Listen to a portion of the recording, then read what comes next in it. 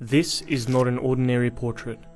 It's called The Fortunate Slave, and it was painted in 1734 by the English painter William Hall.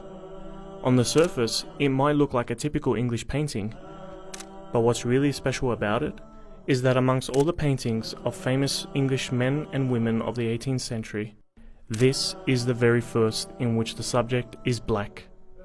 And once you know the story of its subject, Ayuba Suleiman Diallo, you'll see what makes this painting extraordinary.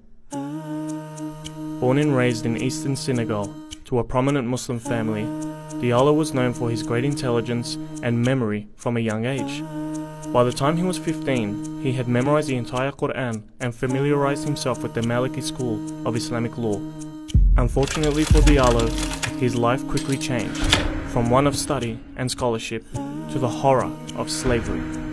Senegal was a major victim of the transatlantic slave trade, and by the age of 30, he was captured, enslaved, and shipped to the United States.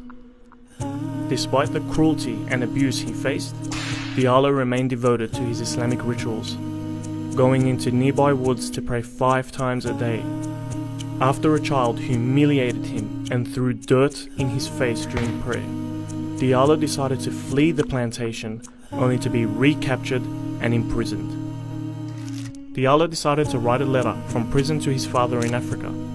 This letter was intercepted by James Edward Oglethorpe, the director of the Royal African Company and the founder of the American colony of Georgia. Upon reading it, Oglethorpe wrote that he was touched by Diallo's words and arranged that Diallo was to be freed and sent over to England.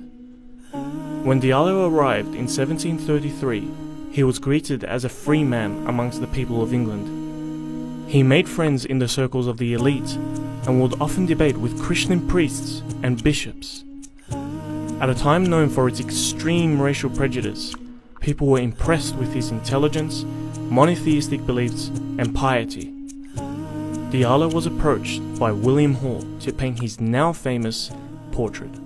What makes this portrait significant is not just the presence of a black man, it's the way he's depicted.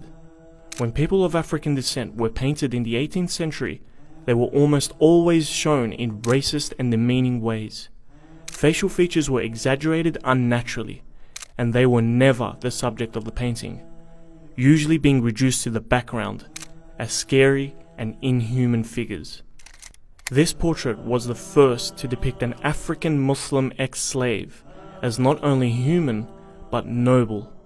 His posture and frontal direction were chosen to make him more likable, and his expression is pleasant rather than evil or disturbed.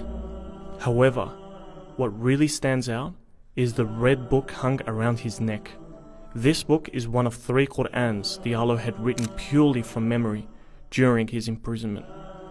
In many ways, this portrait sums up his incredible story. A profoundly religious West African man, enslaved and abused, who won respect and freedom from a society that believed he was inferior, and who throughout his years in slavery never lost pride in his identity as a black Muslim.